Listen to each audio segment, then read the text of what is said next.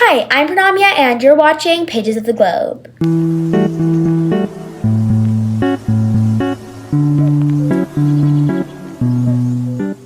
So, if you're new to my channel, hi, I'm Pranamya and I read short stories and poems and I give you a very good, deep analysis about them. And I tell you a little bit about the author and the historical context.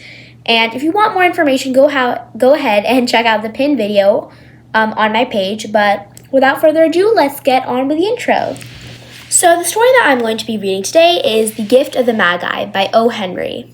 Now, O. Henry is the pen name of William Sidney Porter, and he is a celebrated American short story writer known for his wit, wordplay, and surprise endings. Some key facts about him: he was born in 1862 in North Carolina, and as for his career beginnings, he actually worked as a pharmacist and a draftsman and a bank teller. Now, as for his legal troubles, he actually had plenty. He was accused of embezzlement while working in a bank at Austin, Texas.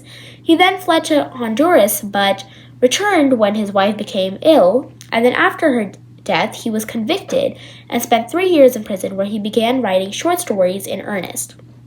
As for his writing career, he adopted the pen name while he was in prison, and he published over 300 short stories. He is best known for his stories The Gift of the Magi, The Ransom of the Rest Chief, The Last Leaf, and The Cockney Anthem. As for his literary style, he's known for his twist endings, clever plots, and vivid characters.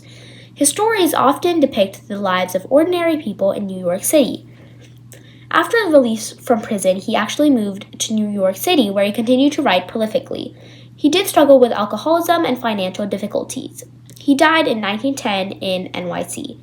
As for his legacy, he is remembered as one of America's greatest short story writers. There is actually an award called the O. Henry Award, which is given annually to outstanding short stories and was established in his honor. Now, as for the story I'm actually going to be reading today, The Gift of the Magi, it is arguably one of his most famous short stories ever, and it is such a heartwarming story, and you have probably even read it or maybe even watched it during Christmas time. And if you are anyone who just loves those heart-touching stories, then you will love this one. Without further ado, let's get on with the video. Remember to like, share, subscribe, and comment down below which short story you would like me to read next. The Gift of the Magi by O. Henry. $1.87. That was all. She had put it aside 1 cent, and then another in her careful buying of meat and other food.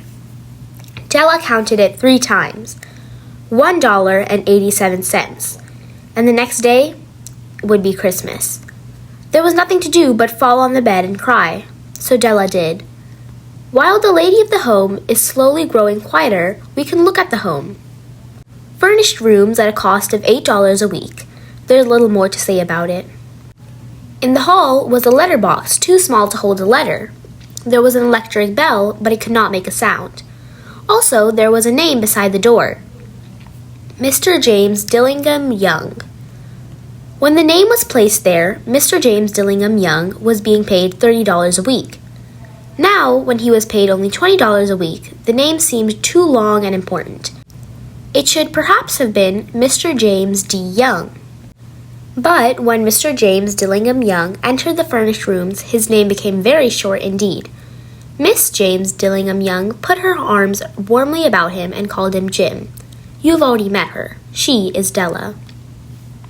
Della finished her crying and cleaned the marks of it from her face. She stood by the window and looked out with no interest.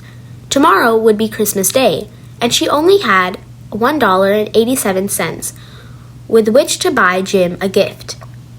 She had put aside as much as she could for months, with this result. $20 a week is not much. Everything had cost more than she had expected. It always happened like that. Only $1.87 to buy a gift for Jim, her Jim. She had had many happy hours planning something nice for him. Something nearly good enough. Something almost worth the honor of belonging to Jim. There was a looking glass between the windows of the room. Perhaps you have seen the kind of looking glass that is placed in $8 furnished rooms. It was very narrow. A person could only see a little bit of himself at a time. However, if he was very thin and moved very quickly, he might be able to get a good view of himself. Della, being quite thin, had mastered this art.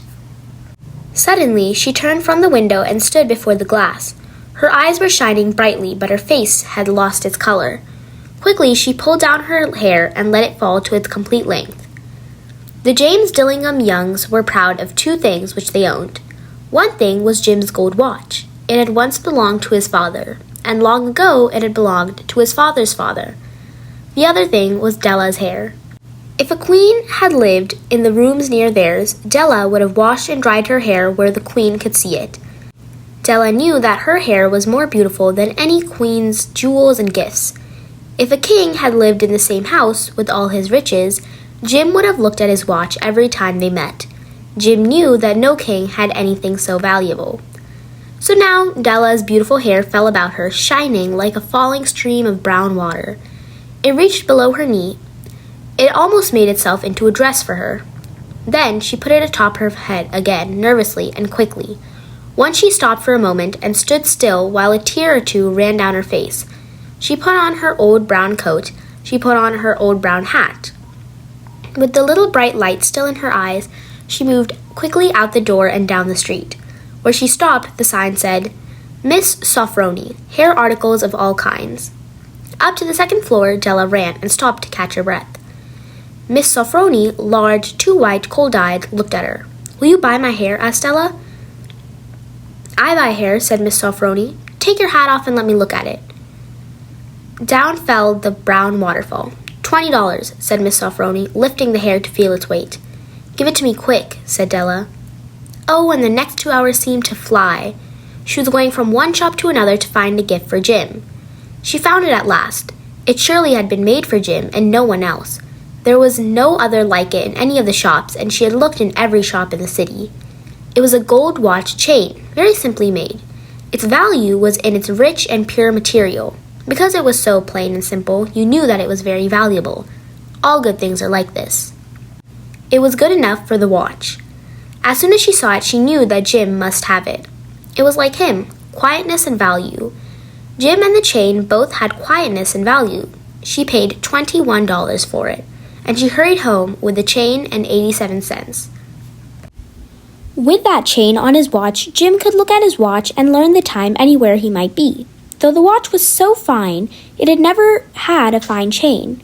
He sometimes took it out and looked at it when no one else could see him do it. When Della arrived home, her mind quieted a little.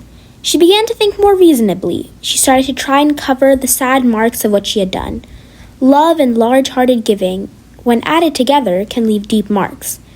It's never easy to cover these marks, dear friends. Never easy. Within 40 minutes, her head looked a little better. With her short hair, she looked wonderfully like a schoolboy. She stood at the looking-glass for a long time. If Jim doesn't kill me, she said to herself, before he looks at me a second time, he'll say I look like a girl who sings and dances for money. But what could I do? Oh, what could I do with $1.87? At 7, Jim's dinner was ready for him. Jim was never late. Della held the watch chain in her hand and sat near the door where he always entered. Then she heard his step in the hall, and her face lost color for a moment. She often said little prayers quietly about simple everyday things. And now, she said, Please God, make him think I'm pretty. The door opened, and Jim stepped in. He looked very thin, and he was not smiling. Poor fellow, he was only 22, and with a family to take care of. He needed a new coat, and he had nothing to cover his cold hands. Jim stopped inside the door. He was as quiet as a hunting dog when it is near a bird. His eyes looked strangely at Della, and there was an expression in them that she could not understand. It filled her with fear. It was not anger, nor surprise, nor anything she had been ready for. He simply looked at her with that strange expression on his face. Della went to him. Jim, dear, she cried, don't look at me like that. I had my hair cut off and sold it. I couldn't live through Christmas without giving you a gift. My hair will grow again. You won't care, will you? My hair grows very fast. It's Christmas, Jim. Let's be happy. You don't know what a beautiful gift I got you. You cut off your hair? Asked Jim slowly. He seemed to labor to understand what had happened. He seemed to not feel sure he knew. Cut it off and sold it, said Della. Don't you like me now? I'm me, Jim. I'm the same without my hair. Jim looked around the room. You say your hair is gone? He said. You don't have to look for it, said Della. It's sold. I tell you, sold and gone, too. It's the night before Christmas, boy. Be good to me, because I sold it for you. Maybe the hairs of my head could be counted, she said, but no one could ever count my love for you. Shall we eat dinner, Jim? Jim put his arms around his Della. For 10 seconds, let us look in another direction. $8 a week or $1 million a year. How different are they? Someone may give you an answer, but it will be wrong. The Magi brought valuable gifts, but that was not among them. My meaning will be explained soon. From the inside of his coat, Jim took something tied in paper. He threw it upon the table. I want you to understand me, Dell, he said. Nothing like a haircut could make me love you less. But if you'll open that, you may know what I felt when I came in. White fingers pulled off the paper, and then a cry of joy, and then changed to tears. For there lay the combs that Della had seen in a shop window and loved for a long time. Beautiful combs with jewels for her perfect hair. She had known that they cost too much for her to buy them. She had looked at them without the least of hope of owning them, and now they were hers, but her hair was gone.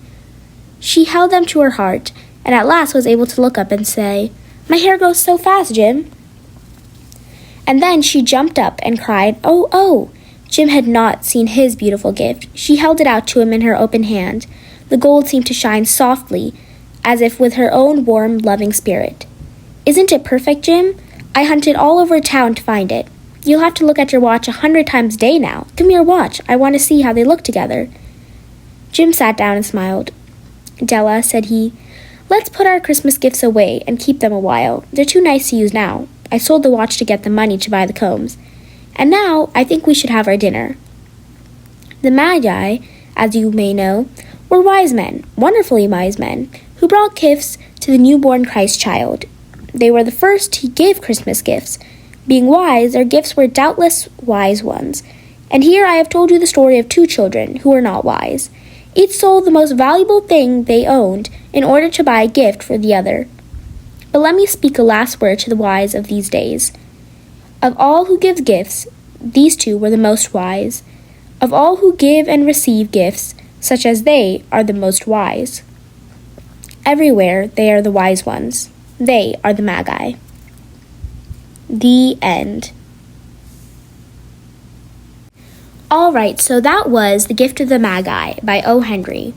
Now, this is a very famous short story that you may have even read during school or maybe during Christmas time, but it's one of those stories that honestly just makes you feel really good. It makes you feel like there's still hope for humanity. Now, what is the message in The Gift of the Magi? Well, it's kind of obvious in this case. The story just teaches us the valuable lesson of loving and caring for others. In the story, they both sold their most loved possessions in order to buy something beautiful for each other. It's just this beautiful way of just showing, hey, we all need to remember to be kind and graceful to each other, because especially in times where it may feel like all hope is sort of lost. That's it for today. Remember to like, share, subscribe, and comment down below which short story you would like me to read next.